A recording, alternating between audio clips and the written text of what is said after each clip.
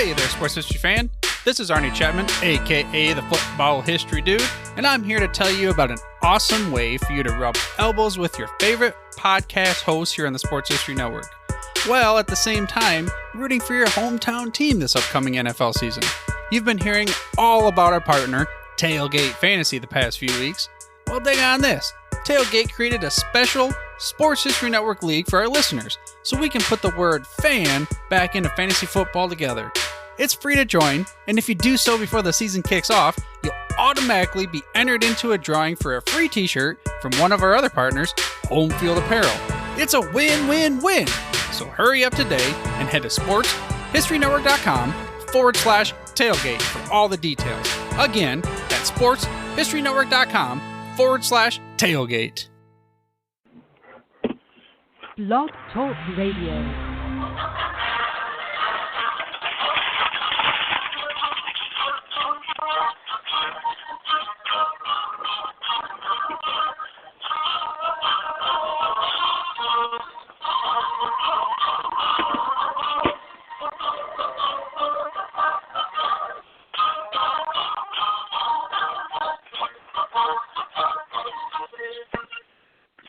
Tonight we will go time to seasons past, when 22 men graced the rugged fields of yesterday, fighting for one more first down, one more yard gain, one final score that would bring victory after 60 minutes of battle on the gridiron.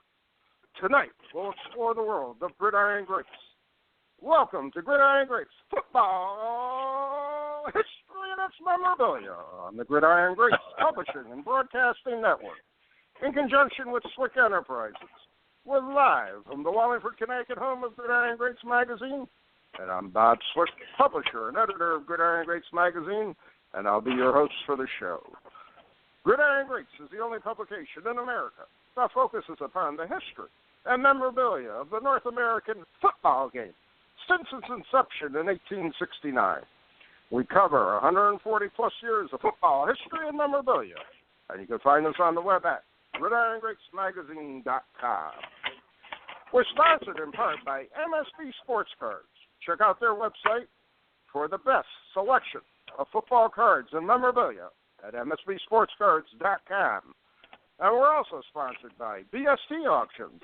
Check out their website and their upcoming auction this fall at BSTAuctions.com. It is at this time I would like to introduce my co-host, who is a senior contributing writer to Gridiron Greats Magazine, a football memorabilia historian specializing in pre-World War II items, in particular Red Grange, and also in Seattle Seahawk items, in particular Steve Larkin. He hails from Portland, Oregon. I'd like to welcome to the show Joe Squires. Joe, welcome to the show this evening. Good evening to you, Captain. How are you, sir? I'm very good, Joe. I'm very good. We got a bit of summer back, nice warm day here in Connecticut, and looks like a beautiful evening coming up, and we're doing what we love doing, talking about football history and memorabilia on the Gridiron Greats Publishing and Broadcasting. And I got to say, Captain, every time you do your football, I can't even do it justice, but every time you do it, if you can imagine me just smiling, a Cheshire Cat grin, and shaking my head, just laughing. I absolutely love it. I've had several of our listeners say that's one of their favorite parts of the show, and how I can keep that going as long as I can amazes me also at the same time. I think we could make some money turning that into a ringtone. That'd be helpful. But on a more serious note, and I know all our listeners and friends and family have been following two devastating hurricanes, Harvey that ripped into Houston, Texas, and parts of Louisiana, and then Hurricane Irma, which basically damaged several of my beloved Caribbean islands. Those people know me know Brenda and I love vacationing in the Caribbean. Two of our most favorite islands are the Turks and Caicos Islands and Anguilla. Both damaged very, very severely. A lot of people asked us where we were going in January. I said I have a fully booked vacation to Anguilla, and we're uncertain what's going to happen because when you go to Anguilla, if you fly out of JFK in New York, you're flying into St. Martin, and then you either take a boat or you take a little prop plane from St. Martin into Anguilla.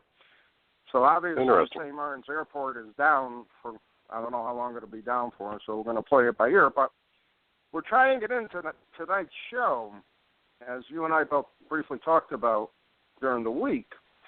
What happens when there's a natural disaster, such as a hurricane, a tornado, and collections are lost forever? And we're both curious to really find out, and we won't find out for quite a while, how many collections have been damaged or ruined from these hurricanes. Joe, I'll hand it off to you. Yeah, and obviously I'm an electrical contractor, and we do a lot of work for insurance companies. So probably 3-4 times a week I'm in somebody's home that has been damaged, by fire or flood, et cetera. So, I mean, I'm constantly seeing, the damage around that. One time in the, 15 or so years I've been doing insurance work, have I come across a sports card collection laying out in the yard half burned. And it was, oddly enough, a 1984 Topps football set. And I knelt to the ground and cried a little tear for seeing my 1984 Steve Largent card number 196 laying there. But I've also been called probably 3 times over the years as a consultant for, hey, somebody said their sports card collection was damaged and they want $100,000 for it. Can you help? So I've been a paid consultant 3 times by people to, to help them value a collection. But I don't know, what reminded me of this, Colin Lambadella wrote an article probably about, 8-9 years ago, and he talked about the paper drives, of the wars vacuuming up scrap paper, including cards.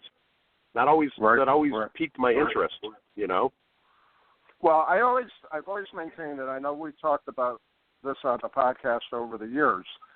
With the paper drives, with all the,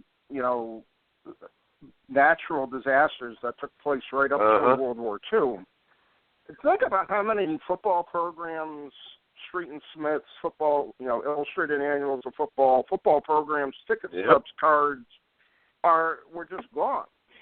And I've always maintained, and I think it finally got a little traction over the past 5 years, that people finally started saying, hey, you're right.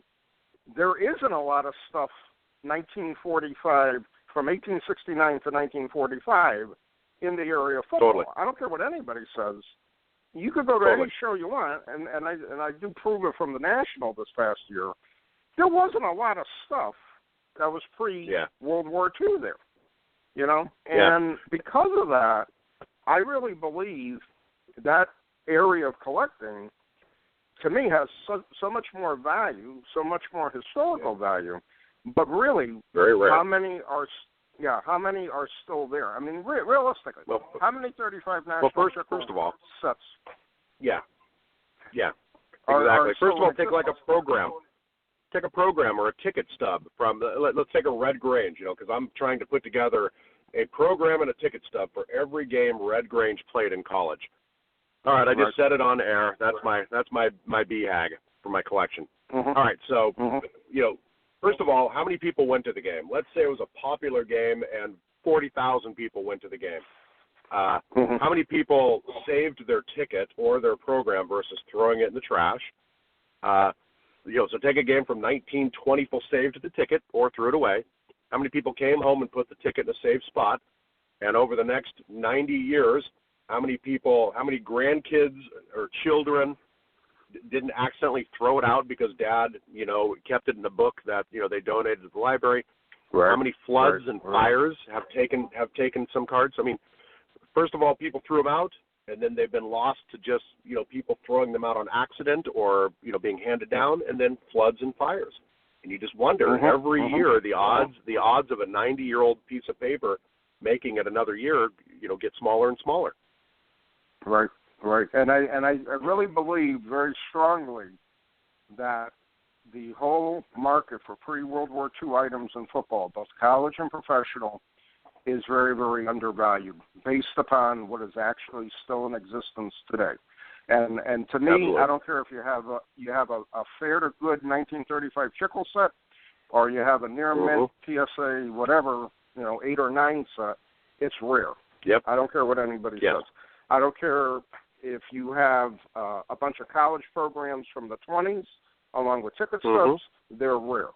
And again, when I was in collecting very or more active collecting Yale football programs, I had a bunch of 1920 programs, and I'm going back to the early 1990s now, and I had several collectors who wanted a couple of my programs, and I offered them to them.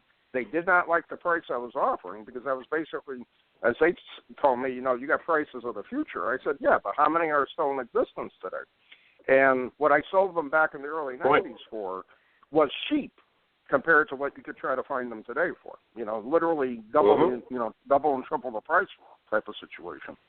So realistically, all that memorabilia, and you know it quite well with your Grange collection, I feel is very undervalued, to say the least. And it should not surprise anybody to pay a substantial amount of money for a program or a ticket stub. Whatever it may be, even if it's. Go ahead. Yeah. Yeah, and obviously the East Coast is where the majority of this stuff is.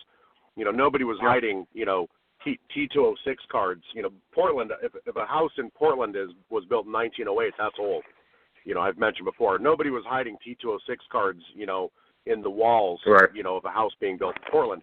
But on the East Coast, right. You've got houses built, with old horsehair, lath, and plaster. There's old stuff in East Coast, collections and houses and basements and stuff.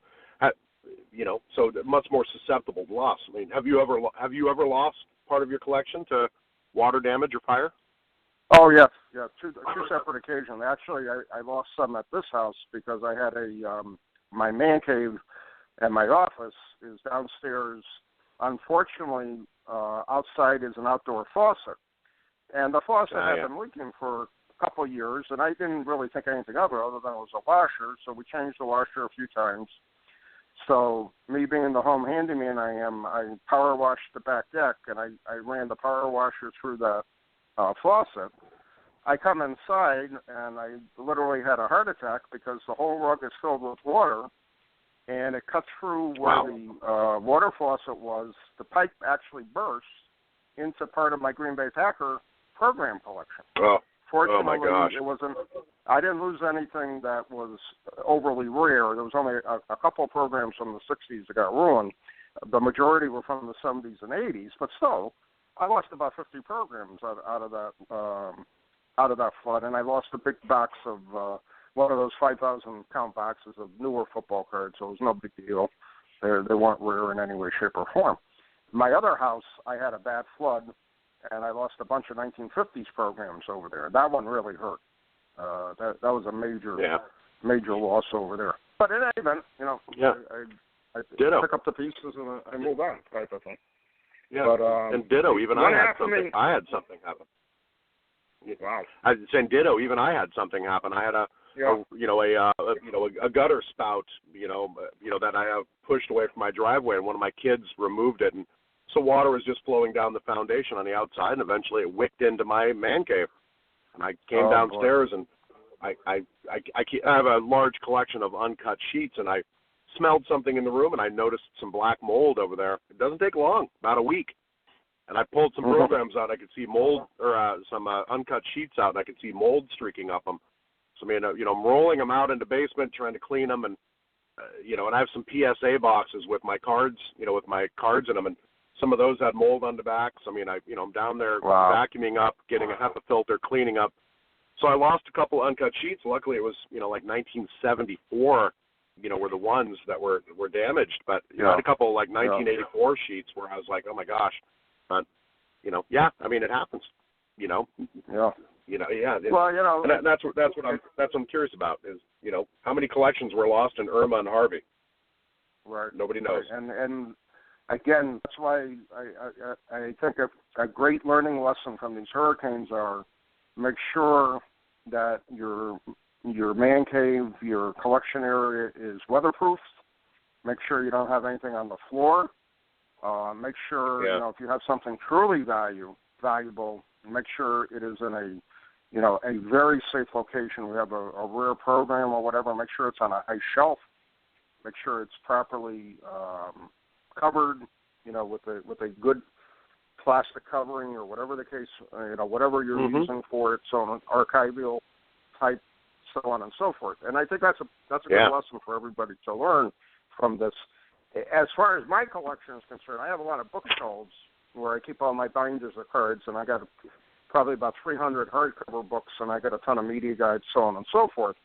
But I would never think where I have storage space in these little like cubbies there that the water would actually come through them, and that's what I just found devastating to me, which I thought I was taking the right precautions, and I ended up ruining a bunch of programs. And again, there was nothing overly valuable, that was ruined. But it could have been. Just the point that, exactly. But it could have been. My older programs and older yearbooks are stored safely. I've always stored them in a separate location and kept them more weatherproofed and temperature-proofed at the same time. So it's a strong lesson for everybody to learn. It's sad, and I'm waiting to hear it because we have a bunch of subscribers both in Texas and in Florida. I talked to Harv Aronson over actually yesterday I talked to him, and he said he was very fortunate. He lives in Jacksonville, and he said there was just some flooding. He wasn't impacted in any way, shape, or form, so that worked out good. But I know I have a few people down Miami-Dade County area, Naples area who subscribe, and I haven't heard anything from them. So hopefully they're okay and their collections are okay at the same time. It's a lesson to be learned, unfortunately. Yeah, those hard covers. The program, the program top loaders are really helpful. Because I had some programs, I had some uncut sheets in those uncut sheet top loaders that was on the ground. Those didn't get damaged by the same moisture that ruined a 1974, rolled up sheet I had. So, and I do recommend for any program collection, utilize the hardcover, not not the generic plastic, or not even the 8.5 by 11 Ultra Pro one pocket sheet, which I know a lot of programs can fit in. Make sure, especially anything, in my opinion, 1969 and back, put it in those hard cases. It's well worth the price of getting them. You can, they're not that expensive. You can buy them in bulk on eBay or Amazon, and they're well worth it. Well worth it. Well, you just saved me a bunch of money because there are no Seattle Seahawk programs pre-1969. So true. But you have your Red Grange program, which is incredibly valuable, in my opinion, with a lot of one-to-ones. So you got to really take care of those stubs and those programs. You should be sleeping with them under your pillow at night, type of thing. We'll see. So I was mentioning to you before the show, I picked up kind of a white whale of an item from my Grange collection. I found a past Gridiron Great contributor and a guest had a ticket stub on eBay that I took offline with him and purchased. So I'm very, very happy. That's great. I'm very happy for you because I know you've been looking for that ticket for a long, long time, and that to me is very rare. I don't care what anybody says. That's a rare of a ticket stub if there ever was one. So it's a great pickup, Joe, and I want to know what your next elusive pickup will be. And what you will find in the near future. Well, I'm sure you're the same way, Captain. But half of the stuff that I want, I don't know I want it until it pops up, and then you're like, oh, that's interesting. I still got to 4 or 5 years ago. 4 or 5 years ago, I was collecting, sets, and then suddenly, Andy Becker is showing me. Programs and ticket stubs. I'm like, oh, those are fascinating. And then I kind of did a pivot and, in my collection. So, to me, the history of a program or a ticket stub is priceless. It's well worth the investment just from a historical perspective, to have a program or have a ticket stub from a game from many, many years ago, it's just, to me, it's a great feeling, to say the least. All right, we're going to move along because our guest is ready, and I'd like to introduce him to our listening audience. Our guest tonight was born in Madison, Wisconsin, and he's a lifelong Green Bay Packers fan. He's a graduate of Southern Illinois University, and he's lived in Marion, Illinois for the past 55 years. He's a retired information technology administrator from John A. Logan College, and his current occupation is a grandpa, and he feels it's a great job. He is an expert on the 1962 Post serial football card set, and I urge everyone who is listening to check out his website on postserialfootball.com. I'd like to welcome to our show this evening Mr. Robin Pauls. Robin, welcome to the show this evening. Thank you, Bob. Joe, how are you guys tonight? We're excellent. Good. We're good. Good. I got to ask. Good. I got to ask you to start off. Good to be on with you. I got to ask you to start off. How the heck did you become a collector of the 1962 Post serial football card set? Well, like everybody else, I started when I was a kid. The first Post serial cards I got, I was 6 years old. We lived in Paxton, Illinois, and I don't know how we got started. I had an older brother, and we started getting some Tops, some Fleers, and some Post football cards that fall. And I'd take them and I'd line them up on the floor in the hall and arrange them however I wanted, and that was my thing. Of course, 6 years old, that's what you do. Wow. I love the Post serial cards. They had the most color, and they had those neat pictures on them that some people thought they were hokey, but I thought they were great. The guys with they call them posed action. The photographer actually called them the old huck and buck, but that's what that's what they were, and I thought they were fantastic. So those really caught my interest back then. There was a guy that was not in the set, was Ron Kramer, and for whatever reason, I don't know if his name was because it was Ron that was close to Robin or whatever it was, but I really wanted to be Ron Kramer, not just watch him play or anything like that. I wanted to be him. Yeah. And of course, that wasn't possible. So the next best thing I could do is I could make my own Post serial football card. So I took a piece of paper and I drew a line down the middle, where the photograph went, and I colored in his picture, and then I cut something out of the paper and put it on the right side and pasted it on top of a Joe Schmidt 62 Tops. I still got wow. I love that. That's absolutely love it. That's incredible. Yeah, Joe and I were talking about this before the show. I had a handful of 62 Post serial football and baseball cards when I was a kid. I don't remember them that much because I was 4 years old in 62. I do remember more the Salata tea coins because my mom and dad drank a lot of tea.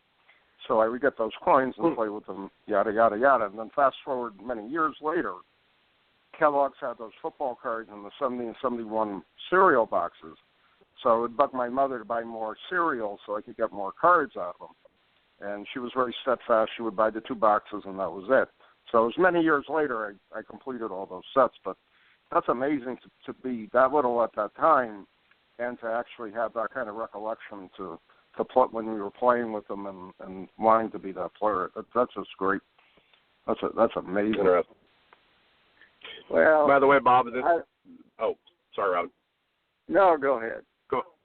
Now, I was just going to ask a question. I noticed something. This is the second week in a row, or second show in a row that we've had rabid Packer fans on as guests, and I'm trying to figure out where Bob is meeting all these Packer fans, and trying to figure out when the last time we had a Seahawk fan on. Anyway, did we ever have a Seahawks? Blaisdell, probably Mike Blaisdell would be the closest. Mike Blaisdell would be the closest. Yeah. Yeah, but that's true. All these Packer fans running in the same circles. I can tell you about Packers fans. Packers are really America's team. That's why you run into them everywhere. Let's move on to the next question. I'm still stinging from that Seahawks loss on Sunday. Well, that's right. The talents of the Seattle Seahawks were not on display on Sunday. That's for sure. But love your website, Robin. Your website's amazing. I was looking at it earlier in the week, and then before the show. Absolutely love your segue from the 1958 greatest game ever played, and then you move right into 62 poster. It's like the greatest game ever played. Speaking of greatest game, let's talk about the greatest set ever. I absolutely loved it. So your website. How and when did you decide to start a website for your beloved 62 set? That's quite a commitment. I got started, like everybody else, as a kid, you quit collecting, and then you start again at some point. And I started doing baseball around 79 or 80 and did that for 20 years. And then I had a chance to sell some cards and make some money off of them from another collector. And I did that, and in doing so, I was introduced to eBay, and, there's everything on eBay. And I thought of a couple of cards that I messed up when I was a kid, the Paul Hornung and the Bart Starr post-serial cards. I put them on a plaque, glued them on, regretted it, took them off later as an adult, then they looked horrible, and so I decided, someday I'm going to replace those, and so I did, and I found them on eBay, and that got me. I got the Hornung first, then I got the Starr, and I noticed that Starr's card was different than the one that I had. It had yellow pants, and it didn't look like the same picture, and it's like, wait a minute, aren't they all the same? There's only 200 cards. That is interesting. Then I figured out that it had to have come from a different box and that they were printing on more than one box. Then I got a panel off of eBay. And then Kirk Robinson, I think you guys are familiar with Kirk. Yep. Very good man. Yep. Very good guy. He was selling off his panels at the time that I was just getting into it. And I was fortunate enough to get several from him. I'll tell you a quick story. It's, kind of sidetracked. But the first panel I bought from him was one of the more rare Grape Nuts Flake 16-ounce panels with Joe Krakowski on it. He's up there in the guides as a high dollar card. And so I get it from him in the mail, and I look at it. And you know how those cards are sometimes. They're just absolutely, horribly out of registration. And this was just the worst I'd ever seen. And I emailed him back, and I said, I'm sorry. Here I am, a newbie, and I know he's like the king of panels. And I said, I'm sorry, but, man, that was a lot of money. Can I send it back? And you could just read in the email. It's like, well, okay. The nice guy that he is, he says, yeah, I'll take it back. And I ended up getting a lot more from him, so it worked out both ways. But anyway. Kurt has told us privately one of his biggest regrets was, starting to sell that, post-serial set. And, yeah, he's told me that several times over the years, and we've tried to get him back into it. I've done what I can to help him a little bit, and he's worked at it hard and he's gotten quite a few back, so it's a good thing for him. Anyway, the cards are different, and and I noticed that the key to understanding the whole set was the panels. And so the more panels I could get, the more pictures I could get, the more information I could put together, I could figure out how many cards there were of different variations of everything. And so that's what I was working on. 2006, I was selling a card on eBay, and I got a question from a potential buyer. The guy's name is David Charles. And since he and I have gone back for years and years and years, back and forth for years on post-serial football stuff. But he asked me how come there was a line on the right side of a Zeke Bartkowski card. And I told him, well, it's because that's where the fold line was at the edge of the box. And it clicked with him. It's like, here we go.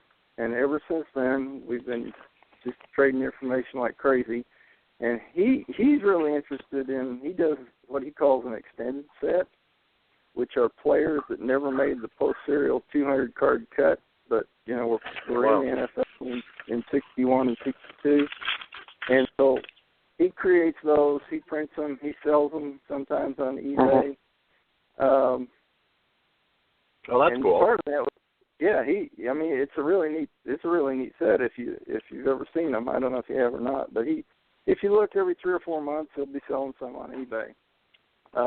He's up to like 200 extra cards now. So anyway, yeah, I've seen some of his work. It's very nice, and they're very.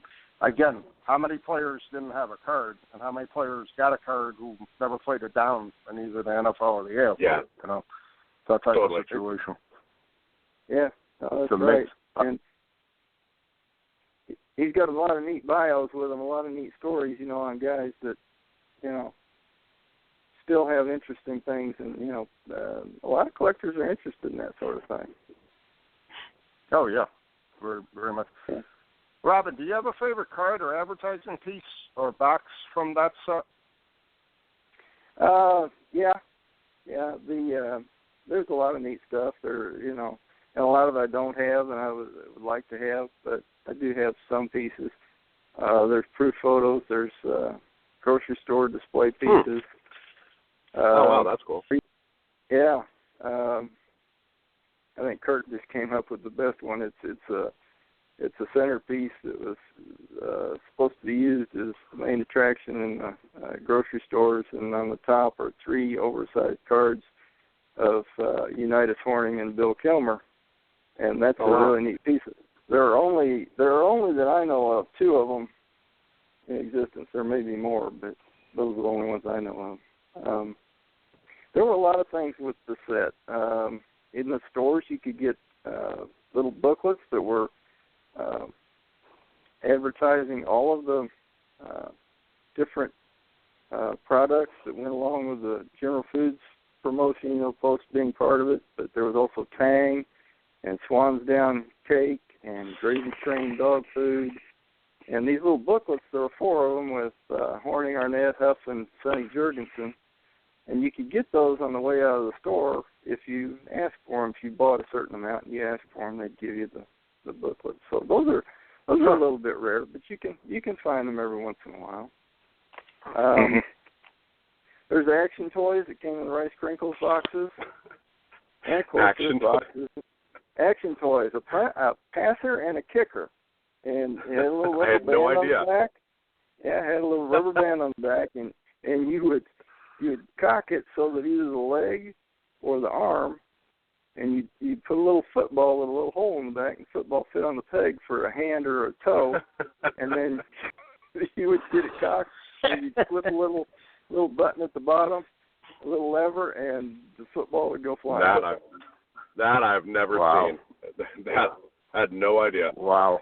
You know, so many of these sets, I'd be willing to bet the modern-day collector knows more about the set than the person who made it back in 1962. Because at some point, you know, the cereal company had somebody who was in charge of this, and I'd be willing to bet there's stuff that they had no idea about. Like if you showed them variations, like, well, this is the yellow pants variation, they're like, oh, I guess the printer screwed that up.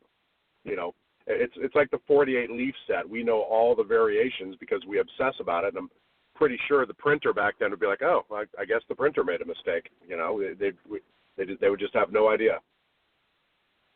Yeah, and with this set, you kind of get the same thing. You get them on different boxes, and so every time they did a different box, they did a different set of rotograver plates. And so, in essence, every time you do that, they're going to be different. So you get that, but then you also get a lot of times where the ink colors that they put in, you know, the CYMK that they put in to print the boxes with, wouldn't always be the exact same color. And so you get different variations. The grass will be darker or lighter. The buildings, you know, will be different. The sky will be different, and so on. But well, you know, I can see very clearly the difference of the player cards based on the different cereal boxes themselves, just because of the printing. and the inks on the boxes. And something I want you to talk about, we'll talk about it in the next couple of questions, the amount of variations, when you listed how many variations there were, I was just shocked to realize, my set is complete at 200 cards, but you stated there's 548 cards in a master set of the 62 post serial of these cards. I was just blown away. There's 348 variations. That's incredible. That is incredible. Unbelievable. Well, and the reason is to get the 200 cards, you have to have at least 49 boxes to get those.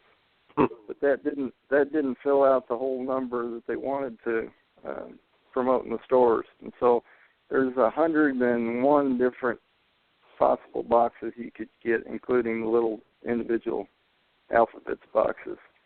Wow. And when you get all done with the dough prints and everything, you end up with 548. Wow. And it is a large number. Yeah.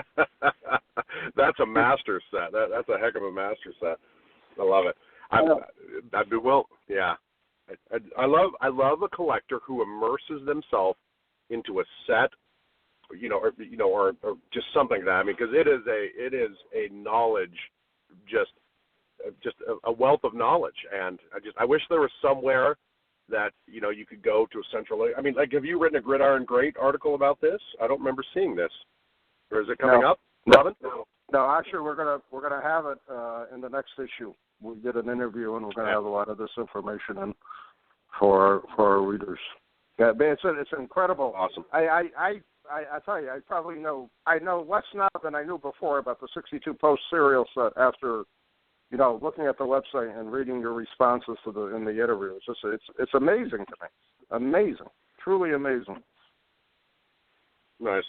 Well, Robin, we always like to ask people about crazy stories, for collecting. I mean, we've heard people talk about meeting people in dark parking lots, the Walgreens, or chasing Steve Largent down an airport gangway, to get an autograph. Actually, that was me. Never mind. Do you have any?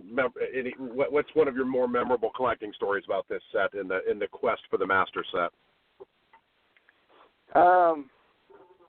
Well, one of the things that's on the website is I've got a section on there, a photographer section, about who shot the pictures and how I came to the conclusion that it was Jim Lawhead from Dallas, Texas. He and his son-in-law, Brad Bradley, shot the photos.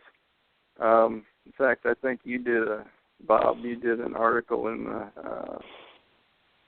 SCD in 1990 about the Solana coins. Yep. And you named Jim Lawhead at the time as the guy that sold the pictures to the Solana people, and that helped me make a stronger conclusion that it was Jim Lawhead. Through the story, I went through a lot of people to find this out. Dan Mabee, who wrote some baseball post-serial books, Vernon Beaver, who was the Packers photographer, George Izzo, who was quarterback with the Redskins. Bob Lilly's wife answered an email. I talked to Brad Bradley, the son-in-law of Jim Lawhead, who worked with him, for 30 years or so before Mr. Lawhead passed away, three times. And I got off on a tangent because he told me one time, he said, well, I don't know that we ever did post-serial photos. But the reality I came to figure out later was they were shooting 100,000 pictures a year. How's he going to know where they all go? These guys were on the road, and there's a fantastic story from the website, if you want to link to it, in Sports Illustrated. The name of it is Mad Hatter in Photoland. It's written by a guy named Bud Shrake, and it's from '64. It's a great story, and it tells about how these guys traveled all over the country And they would literally drive all night and shoot all day and drive all night and shoot all day, and they did that for months at a time. And all the places they went and what they did and what kind of life they had. But, wow. When I got all done, all of the circumstantial evidence says that there isn't any other conclusion that it was Jim Lawhead who shot the pictures. I'm still looking for hard evidence, you know. I would like to find the originals. There are proof photos, you know, but you've got to tie them back to the source, and I haven't been able to do that yet. Mm-hmm. Still working on that, and that's a lot of fun. So I've had a ton of fun with that side of it, looking for the guy that shot the Huck and Buck pictures. Boy, wow, that's pretty advanced. Trying to look for the guy who shot the pictures. I think it's Kirk, isn't it? Correct me if I'm wrong, Bob. But Fleer set, Kirk has actually identified what game most of the pictures that the 61 Fleer set were taking. Like, all right, here's Charles Bednarik's picture, obviously taken at Franklin Field. They played at Franklin Field on these days, but we think that he's narrowed it down to which game most of these pictures were taken on, which is pretty advanced. I love that. Yeah, that his information on that is just amazing. But again, when you're looking at those pictures in the 62 Post serial set, I would assume, and correct me if I'm wrong, they were either training camp pictures and/or they were taken after a practice. I would assume, I don't know. Yeah, there were 8 teams that trained in the Midwest, and they were all training camp. Okay. Right. Two on the West Coast, the Rams and the 49ers, and they were also training camp. And then the 4 teams in the East, the Giants, the Eagles, Redskins, and Colts, they were all taken probably either right before or just after the season started, and they were all taken in their stadiums. Okay, all right.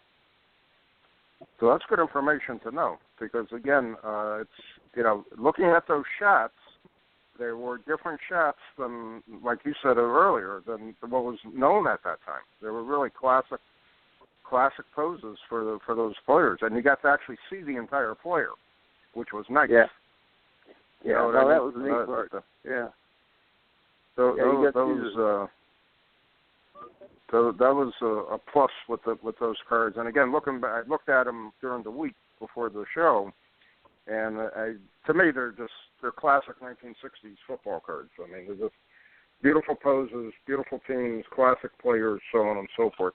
It's amazing. Robin, do you have a current want list? And if so, what are you actually looking for? Do you have any white whales that you need to pick up? This should be good. Well, you guys, one of the items that I was going to talk about on the my favorite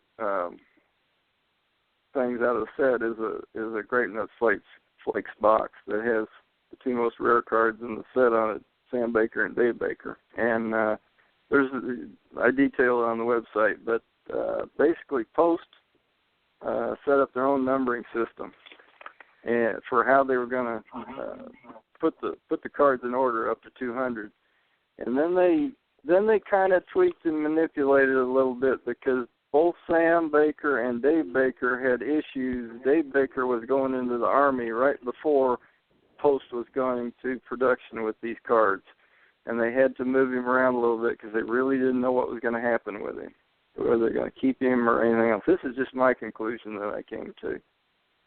But so they put Sam and Dave on the same panel, a Great Nuts Flakes box, and so these guys, that's the least produced box in the set.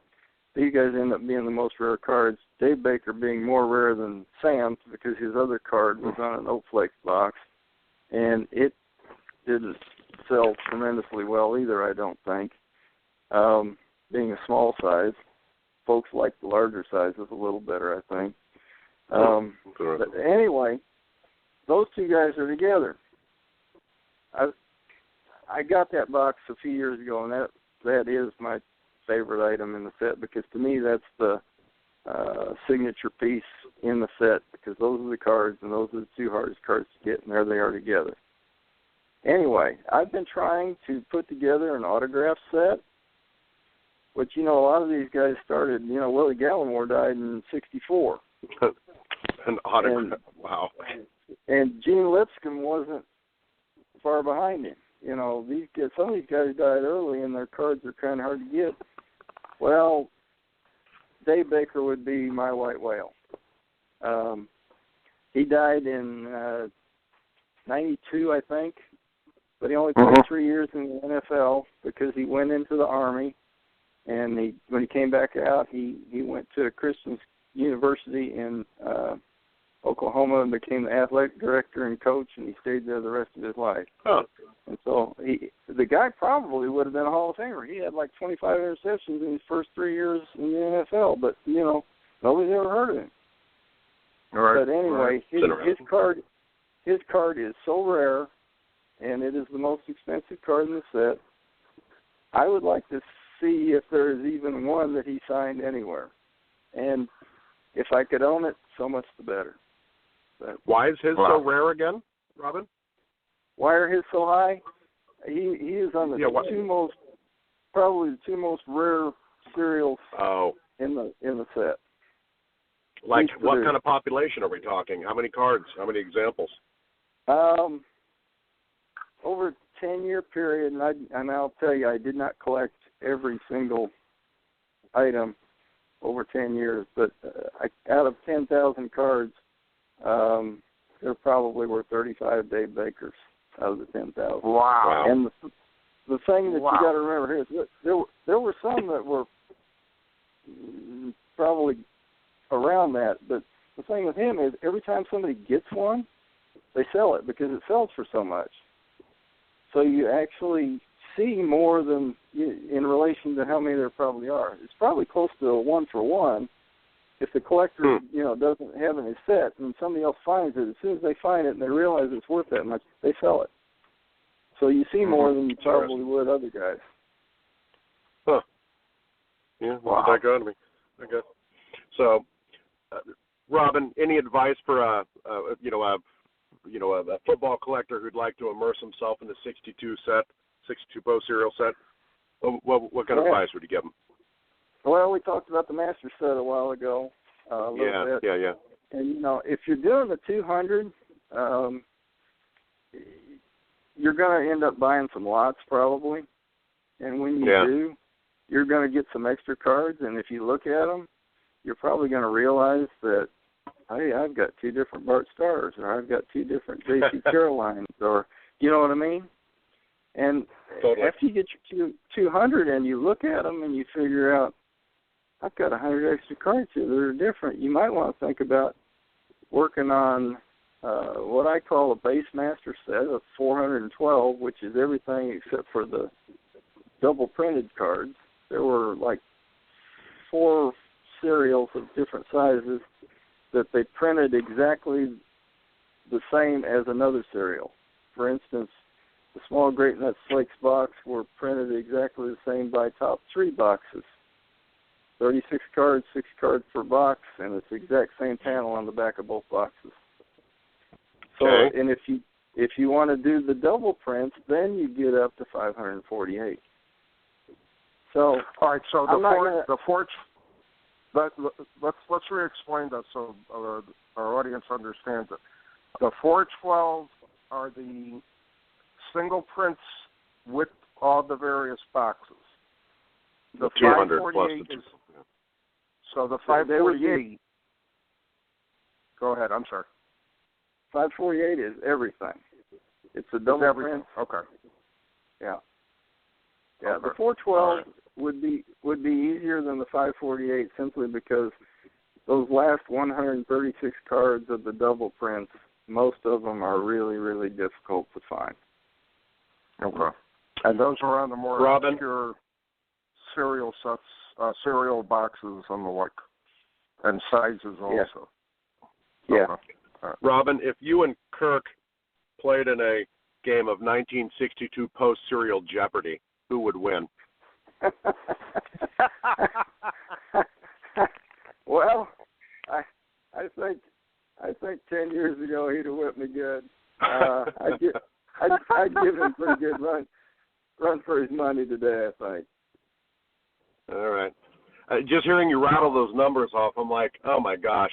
There's probably like 4 sets that I think I know a lot about.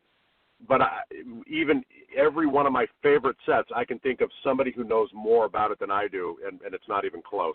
So, you know. Well, I'll just say that I've had so much fun that it's not been work. It's just, you know how it is when you get into something and you get to collecting and, you know, every time you find one more nugget of information, it's just like gold. Yeah, absolutely. Exactly.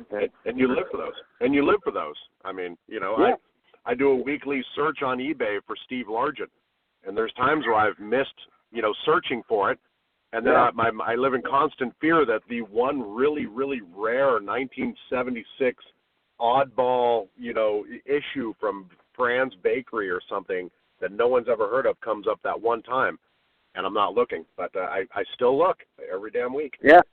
And I can't tell you how many times somebody has said, "Did you see this?" And I didn't. And it's like, "Oh, are you kidding?" I missed it. Yeah, absolutely. It's amazing.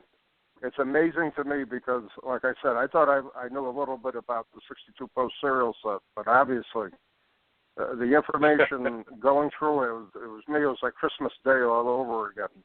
You know, just reading the website and seeing all this stuff. And I knew, you know, that. I've seen display boxes over the years. I've seen the smaller boxes over the years, so on and so forth. I just really never put it into perspective like you've done, that there's all these different boxes, all these different cereals, all these different variations, and it is a collecting journey of a lifetime that you could spend just collecting 62 Post cereal. It's truly amazing to me. It really, excuse me, it makes my 200 card set seem meager. You know, among it all, and now I'm got to go through every card to see if I actually got a rare variation card or whatever, you know, type of thing, which I doubt seriously I do. But and my duplicates too. I got to go through. Yeah, I bet you do. And you know, you just looked at it and you didn't think of it that way. But since you're thinking of it that way, I bet you do have some. Yeah, it's amazing. And it's the same thing with the 62 Salada set. There's several variations on that, and that I always thought was interesting. Also, even though I don't have those variations, I just got the base set, and that's it. Wow. Well, Robin, I don't know what else to say, but thank you. This was incredible. And I want to also state it was a great interview that you completed for me with some great pictures, which will be in the fall issue of Gridiron Greats Magazine and actually will be out middle of October. But this is going to be a first, in my opinion, for a lot of people to realize what is actually out there on 62 Post cereal, because it is probably going to be the most comprehensive article in its history talking about the 62 Post cereal set. It's going to be great. I truly appreciate your time and effort with it, and thanks for preserving it, because it is something truly amazing, to say the least. Yeah. So, Robin, thank you so much for being on the show this evening, and we will be in touch. And check your email, because I got a couple side questions for you that I'll be sending out tomorrow. With regards to this. Very good. Robin Paul, all right. 1962 Post serial football expert on the podcast. Thank you, Robin. Thanks for being there. Thank you very much sir. for having me on. Thank you. You're welcome. All right, time's running out, and we're going to go to our goal line stance now. Joe, I'm going to hand off to you. What did we learn on tonight's show? That was impressive. I'm jealous of someone who can immerse themselves into a set like that. You know, the 84 top set comes to mind. That's one of the first sets I really started collecting as a kid. I wrote an article about it in Gridiron. I forget when it was 25. Let's see, it would have been 2004? No. Yeah. Was it? Yeah, 2004 on the 25th. 2009 on the 20 or whatever, some anniversary in that. And even then, when I was writing the article, I was discovering stuff about the set I didn't know.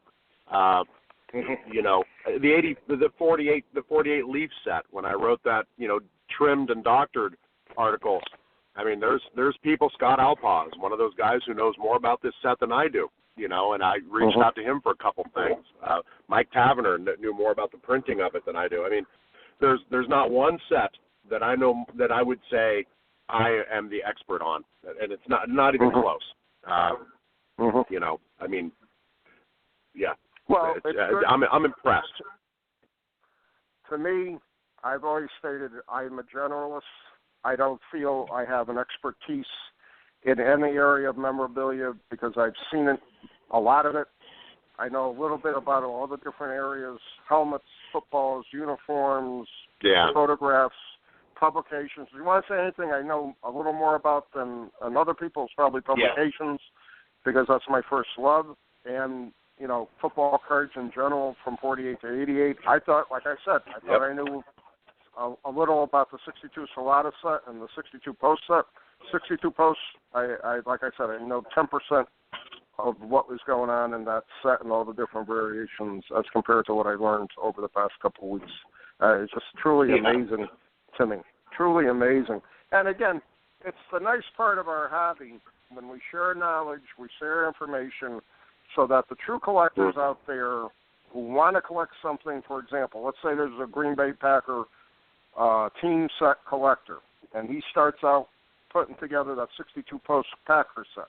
Now he realizes there's more than just a handful of cards there. Now he's got the variations. Now he's got the cards on the boxes. Now he's got a lot of different other things he can look for, which really adds, you know, to his collection and adds to his knowledge of early 1960s Packer Glory Year football cards. And there's a website for him to go. Yeah, and there's a website for him to go when he realizes where the hell's Ron Kramer, you know. Yeah, exactly. And to me, that's the beauty of the hobby, and that's the beauty of trying to share this knowledge. And I do remember many years ago when I first started writing for SCD, Sports Collectors Digest, back in the late 80s, early 90s. I was always asked, well, what's your specialty? What's your specialty? I said, okay, well, I know some about oddball football cards, and I also know a lot about publications. So I still remember the editor at the time said to me, all right, you're going to write a column on publications and just keep writing about oddball football card sets. And as I started writing more and more about oddball football card sets, I started learning a lot more. I thought I knew something about them. I knew diddly squat after I did the article, because I'm saying to myself, I can't believe all the information I found for it, so on and so forth. And the two examples I used, the one example I used in particular was that 62 Salata article I wrote, which people still use as a reference to this day, which I'm just shocked by because there's really not a lot of information about it. And, it's a source to go by. And same thing, 62 Posts. Now we have a great handle on what's going on with 62 Posts, so that any collector has got to be very, very comfortable in collecting it, you know. So that's totally. Great. That's great. Cool. All right, a couple more things before we wrap it up tonight. Again, we've been sponsored by MSB Sports Cards. Check out their website, msbsportscards.com, and also by BST Auctions. Check out their website for the upcoming fall auction. Yeah. And by the way, let me interject real quick. Hey, BST guys, I keep getting emails from you announcing it. When's the preview coming? And by the way, can a couple people in the hobby, like the captain and I, can we get a sneak peek here? Andy, John, help a brother out, guys. Come on, let's get a peek. It will be coming out, I'm sure, very, very quickly, because there's going to be some incredible stuff in that fall collection, especially from Mike's collection. It's amazing. Well, Bob, a man of your stature, the ambassador, of football, the captain, at least you should, have a preview. I mean, I can understand why a lump like me doesn't, but I mean, you of all people. Well, I take a number like everybody else. I don't like playing favorites. I play by the rules, Joe. You know that. I play by the rules. If the official throws the flag, I accept it. I'm not in anybody's Well, face, nor do I do any. I don't do any dances after a touchdown either. I gave the ball to the ref. And give the ball to the ref. Act like you've been there before. Well, I'm just going to throw it out there. If you guys want some opinions on some quick picks, the captain's a man of honor. Joe Squires, will take a look. So. All right, we're down to 10 seconds. I'd like to thank everybody for listening. We got another show coming up next week with author Chris Willis, who was on our show about 5 years ago. He's got a great new book that came out on the Orang Indians and Jim Thorpe. It's an excellent book, great read, and we're going to talk to our friend from NFL Films, Chris Willis. That's it for tonight. Thanks for listening, and we'll see you in about a week.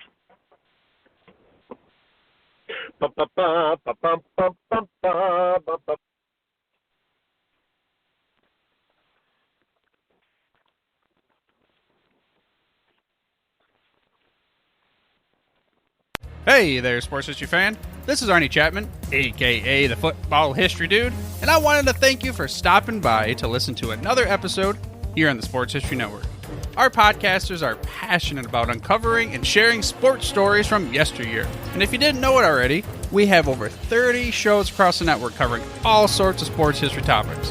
In fact, here's a glimpse into one of our awesome podcasts here on the network. Each week, the official Football Learning Academy podcast will take you deep into the history of pro football through interviews with players, coaches, or administrators in the NFL, as well as interviews with Pro Football Hall of Fame selectors, authors, and historians. You'll learn how the game evolved and important moments that shaped the sport into what it is today. And don't miss the Pro Football History Nugget of the Week.